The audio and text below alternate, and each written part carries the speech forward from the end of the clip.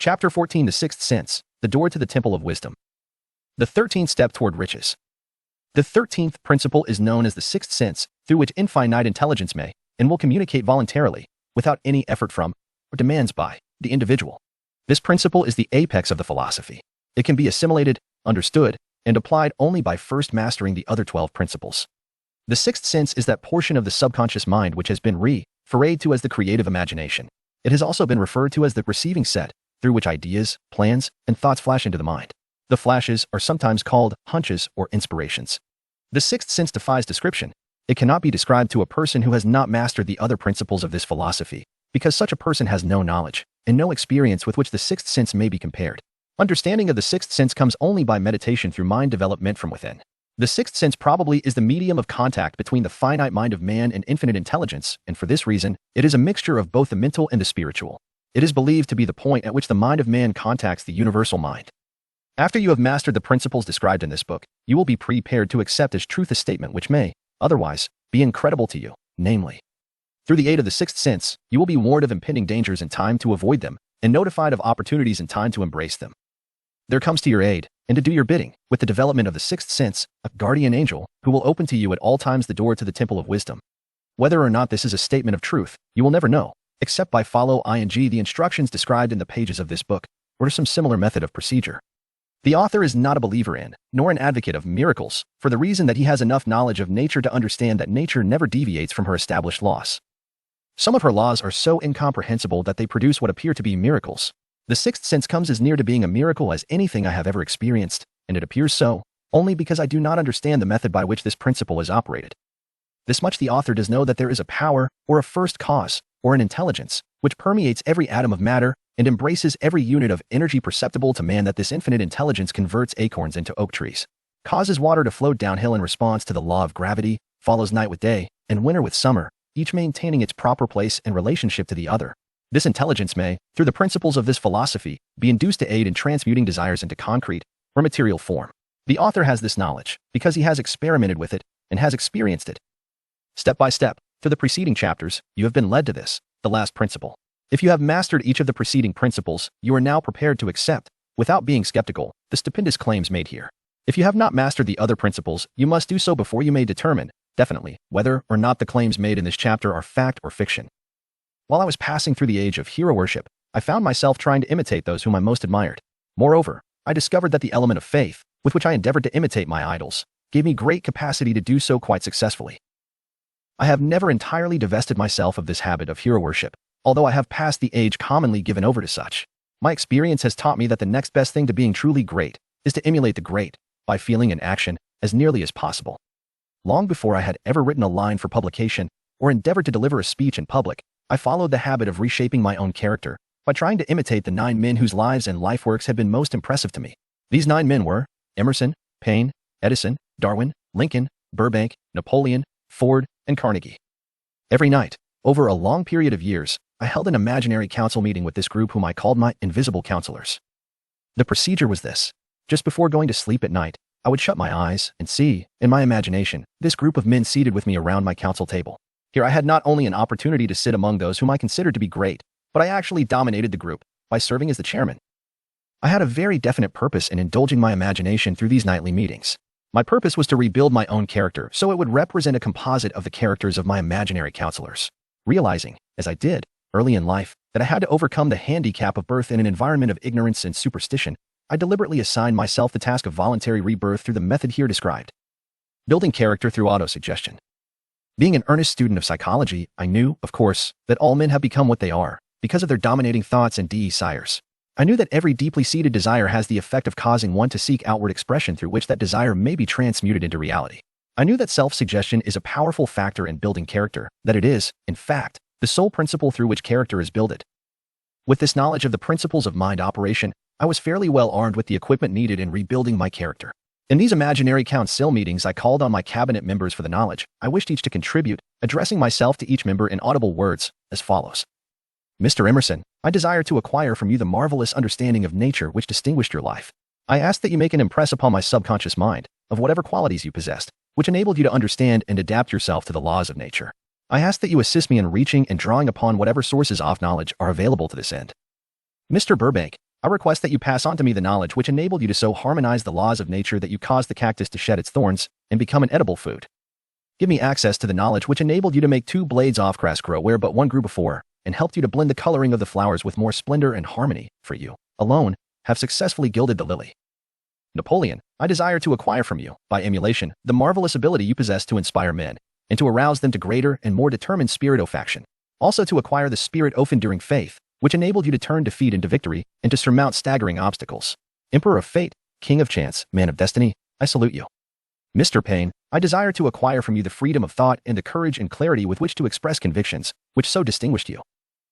Mr. Darwin, I wish to acquire from you the marvelous patience and ability to study cause and effect, without bias or prejudice, so exemplified by you in the field of natural science. Mr. Lincoln, I desire to build into my own character the keen sense of justice, the untiring spirit of patience, the sense of humor, the human understanding, and the tolerance, which were your distinguishing characteristics. Mr. Carnegie, I am already indebted to you for my choice of life work, which has brought me great happiness and peace of mind. I wish to acquire a thorough understanding of the principles of organized effort, which you used so effectively in the building of a great industrial enterprise. Mr. Ford, you have been among the most helpful of the men who have supplied much of the material essential to my work. I wish to acquire your spirit of persistence, the determination, poise, and self-confidence which have enabled you to master poverty, organize, unify, and simplify human effort, so I may help others to follow in your footsteps. Mr. Edison, I have seated you nearest to me, at my right, because of the personal cooperation you have given me during my research into the causes of success and failure.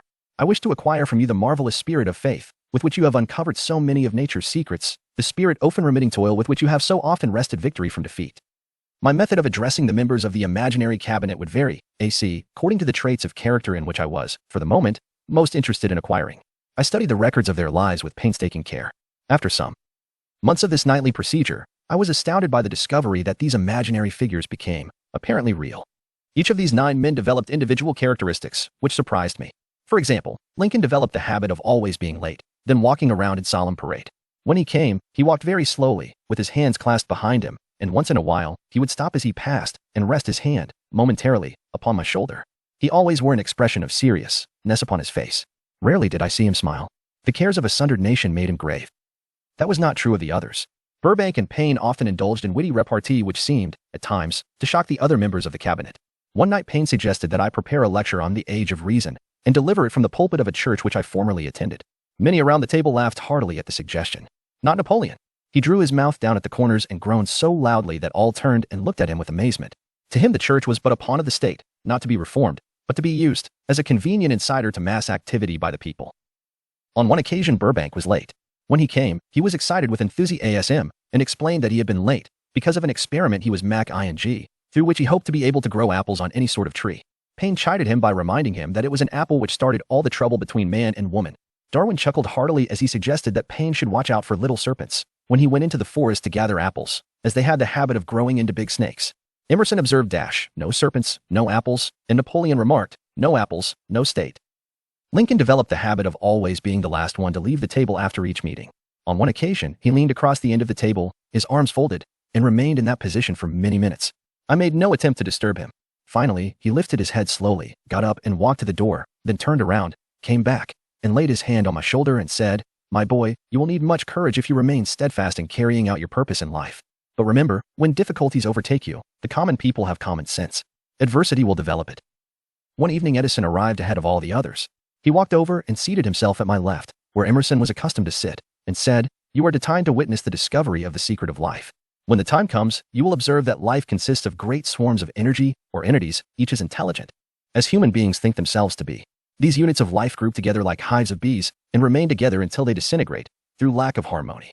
These units have differences of opinion, the same as human beings, and often fight among themselves. These meetings which you are conducting will be very helpful to you.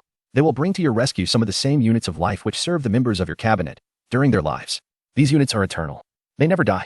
Your own thoughts and desires serve as the magnet which attracts units of life from the great ocean of life out there. Only the friendly units are attracted, the ones which harmonize with the nature of your desires." The other members of the cabinet began to enter the room. Edison got up and slowly walked around to his own seat. Edison was still living when this happened. It impressed me so greatly that I went to see him and told him about the experience.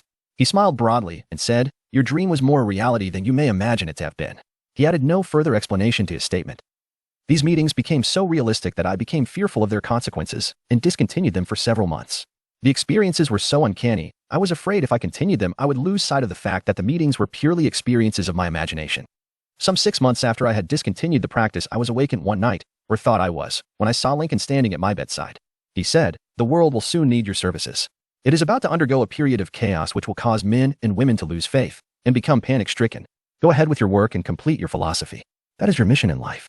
If you neglect it, for any cause whatsoever, you will be reduced to a primal state and be compelled to retrace the cycles through which you have passed during thousands of years." I was unable to tell, the following morning, whether I had dreamed this or had actually been awake, and I have never since found out which it was, but I do know that the dream, if it were a dream, was so vivid in my mind the next day that I resumed my meetings the following night.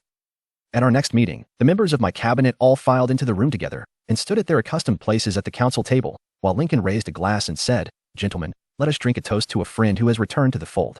After that, I began to add new members to my cabinet, until now it consists of more than 50, among them Christ, St. Paul, Galileo, Copernicus, Aristotle, Plato, Socrates, Homer, Voltaire, Bruno, Spinoza, Drummond, Kant, Schopenhauer, Newton, Confucius, Elbert Hubbard, Brand, Ingersoll, Wilson, and William James. This is the first time that I have had the courage to mention this. Heretofore, I have remained quiet on the subject, because I knew, from my own attitude in connection with such matters, that I would be misunderstood if I described my unusual experience. I have been emboldened now to reduce my experience to the printed page, because I am now less concerned about what they say than I was in the years that have passed. One of the blessings of maturity is that it sometimes brings one greater courage to be truthful, regardless of what those who do not understand may think or say. Lest I be misunderstood, I wish here to state most emphatically that I still regard my cabinet meetings as being purely imaginary, but I feel entitled to suggest that, while the members of my cabinet may be purely fictional, and the meetings exist only in my own imagination, they have led me into glorious paths of adventure, rekindled an appreciation of true greatness, encouraged creative endeavor, and emboldened the expression of honest thought. Somewhere in the cell structure of the brain is located an organ which receives vibrations of thought ordinarily called hunches. So far, science has not discovered where this organ of the sixth sense is located, but this is not important. The fact remains that human beings do receive accurate knowledge through sources other than the physical senses. Such knowledge, generally, is received when the mind is under the influence of extraordinary stimulation. Any emergency which arouses the emotions and causes the heart to beat more rapidly than normal may, and generally does, bring the sixth sense into action. Anyone who has experienced a near accident while driving knows that on such occasions, the sixth sense often comes to one's rescue and aids, by split seconds, in avoiding the accident. These facts are mentioned preliminary to a statement of fact which I shall now make, namely, that during my meetings with the invisible counselors, I find my mind most receptive to ideas, thoughts, and knowledge which reach me through the sixth sense. I can truthfully say that I owe entirely to my invisible counselors full credit for such ideas, facts, or knowledge as I receive through inspiration. On scores of occasions, when I have faced emergencies, some of them so grave that my life was in jeopardy, I have been miraculously guided past these difficulties through the influence of my invisible counselors. My original purpose in conducting council meetings with imaginary beings was solely that of impressing my own subconscious mind through the principle of autosuggestion with certain characteristics which I desired to acquire. In more recent years, my experimentation has taken on an entirely different trend. I now go to my imaginary counselors with every difficult problem which confronts me and my clients. The results are often astonishing, although I do not depend entirely on this form of counsel. You, of course, have recognized that this chapter covers a subject with which a majority of people are not familiar. The sixth sense is a subject that will be of great interest and benefit to the person whose aim is to accumulate vast wealth, but it need not claim the attention of those whose desires are more modest. Henry Ford undoubtedly understands and makes practical use of the sixth sense. His vast business and financial operations make it necessary for him to understand and use this principle. The late Thomas A. Edison understood and used the sixth sense in connection with the development of inventions, especially those involving basic patents, in connection with which he had no human experience and no accumulated knowledge to guide him, as was the case while he was working on the talking machine and the moving picture machine. Nearly all great leaders, such as Napoleon, Bismarck, Joan of Arc, Christ, but Dha, Confucius, and Muhammad, understood and probably made use of the sixth sense almost continuously. The major portion of their greatness consisted of their knowledge of this principle. The sixth sense is not something that one can take off and put on at will. Ability to use this great power comes slowly, through application of the other principles outlined in this book. Seldom does any individual come into workable knowledge of the sixth sense before the age of 40. More often the knowledge is not available until one is well past 50, and this, for the reason that the spiritual forces, with which the sixth sense is so closely related, do not mature and become usable except through years of meditation, self-examination, and serious thought. No matter who you are, or what may have been your purpose in reading this book, you can profit by it without understanding the principle described in this chapter. This is especially true if your major purpose is that of accumulation of money or other material things.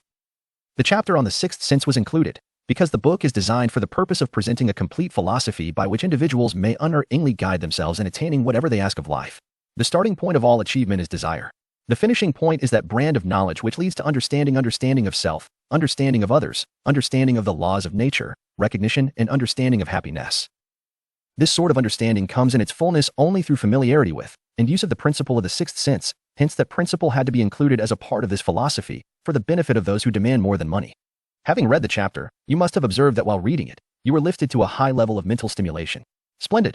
Come back to this again a month from now, read it once more, and observe that your mind will soar to a still higher level of stimulation.